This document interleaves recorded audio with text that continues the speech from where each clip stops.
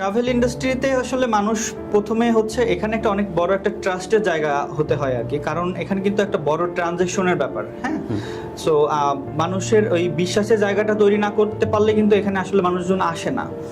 তো আমরা আসলে মানুষের সাথে এমনভাবে মিশি বা সার্ভিসটা দিচ্ছি আগে থেকেই। আমি তো এই ইন্ডাস্ট্রিতে ছিলাম, তো আমি ওইখানে থাকার সময় আমি কিন্তু অনেকগুলো প্রবলেম আইডেন্টিফাই করেছি, যেগুলো হচ্ছে মানুষরা ফেস করেছে।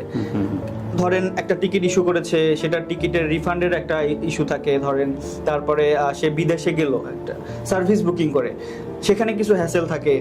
তো এই সব যে আমার যে 8 বছরের যে কেরিয়ার যেটা, সেটাতে কিন্তু আমি অনেক কিছু শিখেছি এই প্রবলেমগুলো থেকে, যেগুলো হচ্ছে আমি এখন সলভ করতে চাই। আমি যেহেতু আমার নিজের প্রতিষ্ঠান এখন, সো আমি যে প্রবলেমগুলো দেখে আসছি, আমি আমার প্রতিষ্ঠান থেকে এই ধরনের কোনো প্রবলেম হতে দিতে চাই না। আচ্ছা আচ্ছা। লাইক একটা মানুষ এয়ারপোর্টে অ্যারাইভ করলো, তাকে গাড়ি আসতে ডিলে করবে, সে জানেই না যে তার গাড়ি কখন আসবে, এরকমটা হওয়ার কোনো সুযোগ নাই আমার এখানে। আচ্ছা আচ্ছা, প্যাকেজটা আপনি সেভাবেই আমি প্যাকেজটা সেভাবে এনশিওর করব। আচ্ছা, সে ওখানে নামার আগেই তার ড্রাইভারের নাম্বার থাকবে, আমি তাকে আগে থেকে কনফার্ম করে রাখবো যে মাস্ট এই টাইমে থাকতে হবে। প্রয়োজনে সে আগে আধা ঘন্টা আগে আসতো, এখন 1 ঘন্টা আগে আসবে। এটার জন্য সাপ্লিমেন্ট দেওয়া লাগলে আমি সেটা দিব। আচ্ছা, কাস্টমার এটা দিতে প্রস্তুত আছে, কিন্তু আমরা আসলে এটা অর্গানাইজ করতে পারতেছি না। এখন আমরা এই অর্গানাইজেশনে যাচ্ছি আর